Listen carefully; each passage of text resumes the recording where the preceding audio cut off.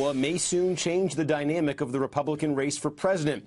The newest Quinnipiac poll of likely Republican caucus goers shows that Senator Ted Cruz has skyrocketed into second place with 23%. He is just 2 points behind Donald Trump. That is within the margin of error. That is a 13-point gain for Cruz in Iowa just since last month. And that gain appears to be coming at the expense of Ben Carson. He has seen a significant 10-point drop in the state in the same time. In many ways, Cruz is tailor-made for the electorate of Iowa, where roughly 6 in 10 Republican voters identify themselves as evangelical Christians. He's conservative, he's got strong evangelical appeal, and despite holding elective office, he is still anti-establishment. Throughout this race, Ted Cruz and frontrunner Donald Trump have avoided direct attacks on each other, but Trump did issue a warning to Cruz earlier this month on CNBC. Well, he's been very nice and very supportive of everything I've said, more than anybody else. And we'll see what happens. If he catches on, then I guess we'll have to go to war. But so far, we haven't. And I'm joined now by NBC's Hallie Jackson, Robert Costa, national political reporter at The Washington Post, and NBC's Katie Tur, who's at a Trump event in Myrtle Beach, South Carolina, that's going on behind her right now. Robert, let me start with you just on this poll out of Iowa now and where this Republican race stands in Iowa. So it looks like, is this as simple as the evangelicals, who are such an important part of that Republican electorate in Iowa, they're giving up on Carson and they're moving to Cruz?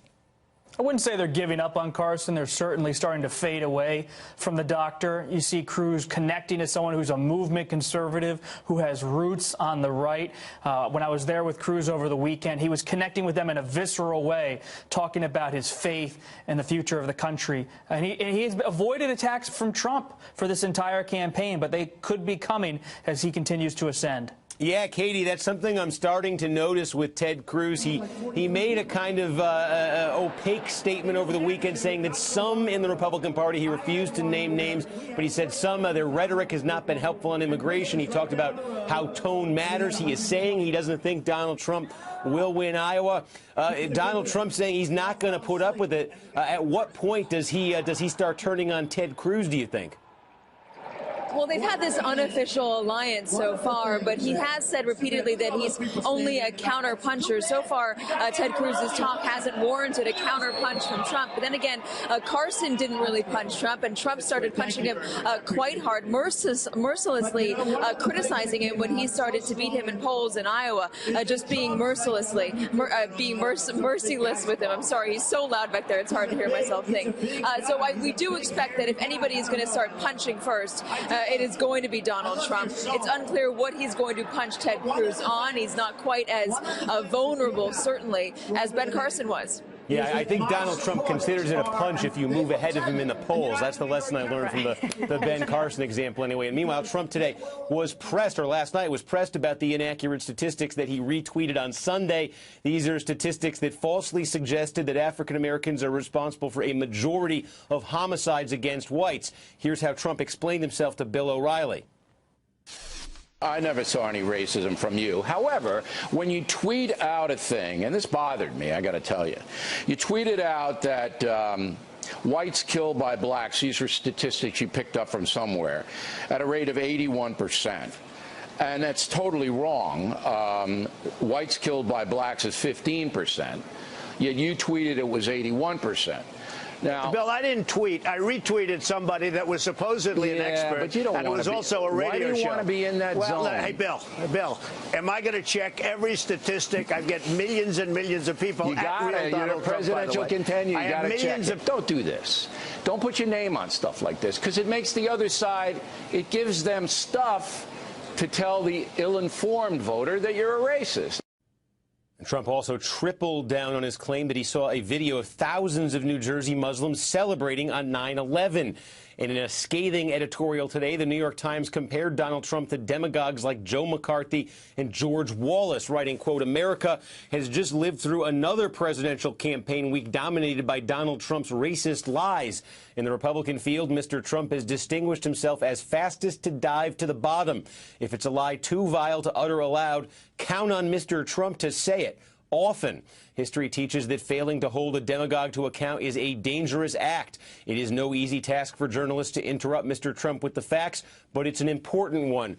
Well, Hallie, let me ask you about that, because the principle the New York Times is talking about there is certainly a well-established one. At the same time, there's a school of thought out there that if the media in general, and an outlet like the New York Times in particular, with such a reputation on the right for being a liberal organ, that if they try to, quote, hold Donald Trump accountable, it only makes Donald Trump's base rally around him that much more, no matter what they're saying. That's exactly it, Stephen. When you're reading, this op-ed from the New York Times, this editorial piece, all I can think is Donald Trump does not care what the New York Times has to say about him. And if he does care, it's so that he can hold it up in front of his crowd of thousands so that everybody can jeer the Times and jeer the rest of the media. This is something that Donald Trump has done well, that Ben Carson has done well. They've taken questions about some of their rhetoric, about some of their incorrect claims, and they flip it around and they make themselves into essentially the victims. They portray themselves as victims of a biased and liberal mainstream media. It works with their supporters. I spoke with one woman over the weekend in Iowa. She's an undecided voter. This was just a couple of days ago. And I asked her about some of these claims that Trump is making, and she said, yeah, they may not be right, but I don't trust the media to tell me that they're not right. Welcome back to Hardball. 11 days after ISIS terrorists murdered 130 people in Paris, and France's government vowed merciless war against the group. That country's president, Francois Hollande, met with President Obama at the White House this morning to discuss the fight. Both leaders said the countries were on the same page. We're here today to declare that the United States and France stand united in total solidarity to deliver justice to these terrorists and those who sent them, and to defend our nations. This barbaric terrorist group, ISIL or Daesh, and its murderous ideology pose a serious threat to all of us. It cannot be tolerated, it must be destroyed, and we must do it together. But trying to build a broad coalition to defeat ISIS just got a lot more complicated. Earlier today, Turkey's Air Force shot down a Russian fighter jet, a dramatic event that was captured on videotape. According to Turkey, the Russian plane ignored repeated warnings not to enter its airspace. Russia has denied that. Not surprisingly, there was a combative reaction from Moscow. According to NBC, quote, visibly furious, Russian President Vladimir Putin responded to the Turkish version of events by calling the incident a stab in the back by terrorist helpers.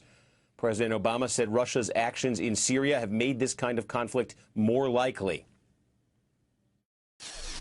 I do think that this points to an ongoing problem with the Russian operations, in the sense that they are operating very close to a Turkish border, and they are going after moderate opposition that are supported by not only Turkey, but a wide range of countries.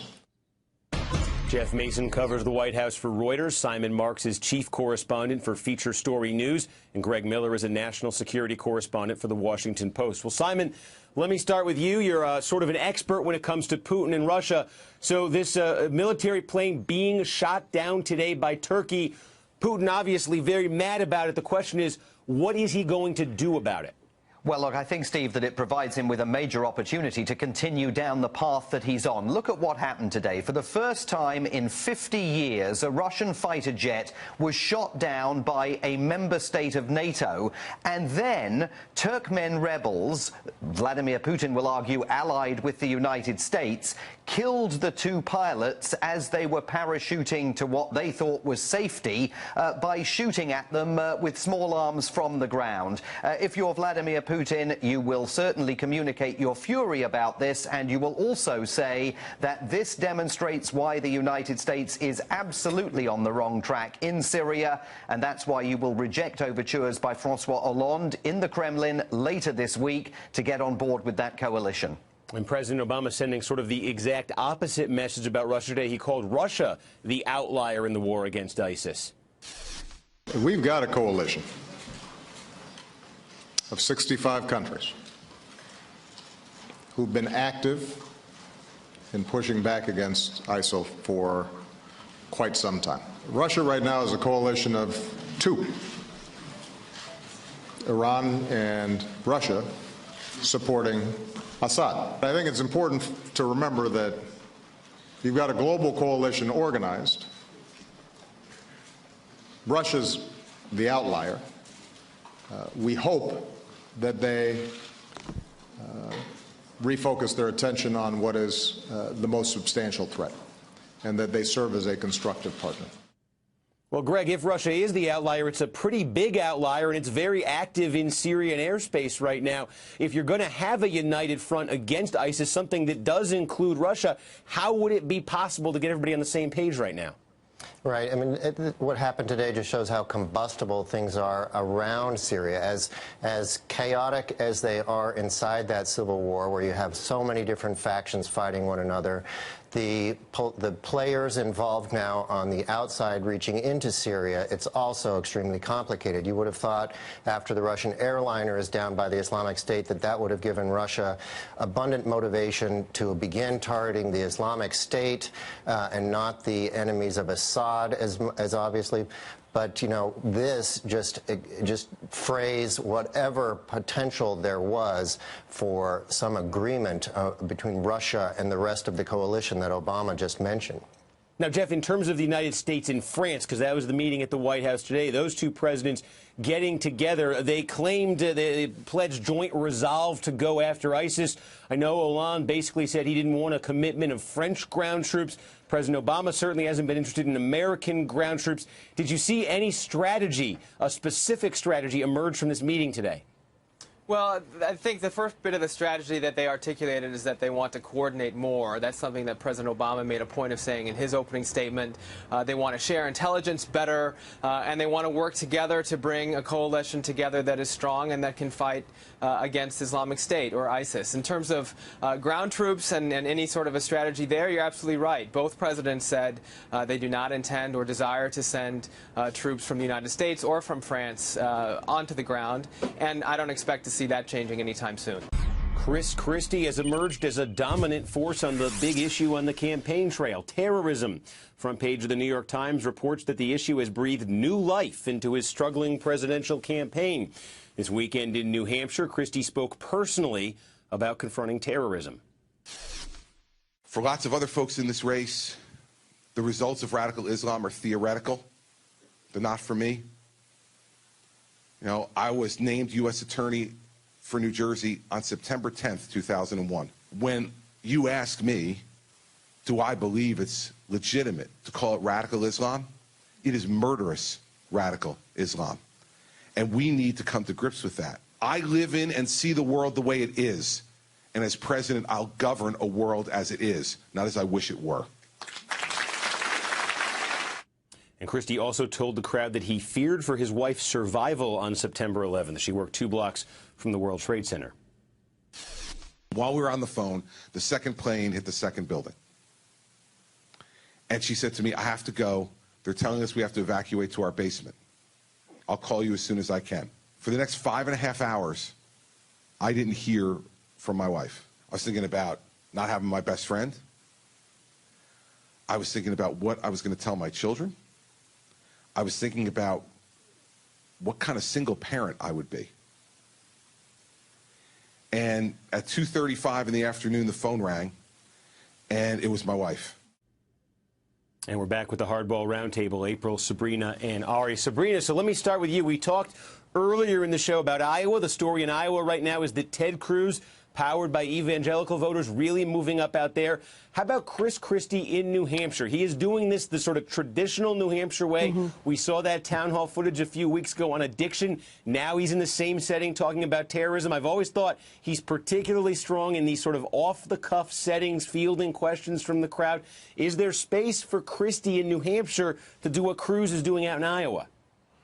Well, Chris Christie is certainly putting all of his eggs in the New Hampshire basket. That's where he spends the most amount of time. And certainly, like you said, he is strongest when he gets personal, when he's able to personalize an issue that's really playing out on the ground. And he did it with heroin. He's doing it now with terrorism. What's interesting is that that story he's telling about 9/11 is actually a story he's been telling throughout the course of his presidential campaign. I heard him tell that same story in New Hampshire 2 months ago. But the thing is that in the wake of these terrorist attacks in Paris, it's really hitting home more for a lot of people. I think there's there's a lot more potency to the story when he tells it now versus when he was telling it over the summer when there wasn't a lot of conversation around ISIS in the same way that we're having it at this moment. I also think that, by and large, the Republican candidates have more or less the same strategy when it comes to ISIS that the administration is already putting into effect right now. So they need to find ways to differentiate themselves. And for Chris Christie, it happens to be the fact that he has lived through the greatest terrorist attack in this country, and so he is kind of playing into the emotions of the people in this particular moment of the campaign. And you know, April, New Hampshire's different. It's different than Iowa. Iowa's dominated by evangelical Christians in the primary.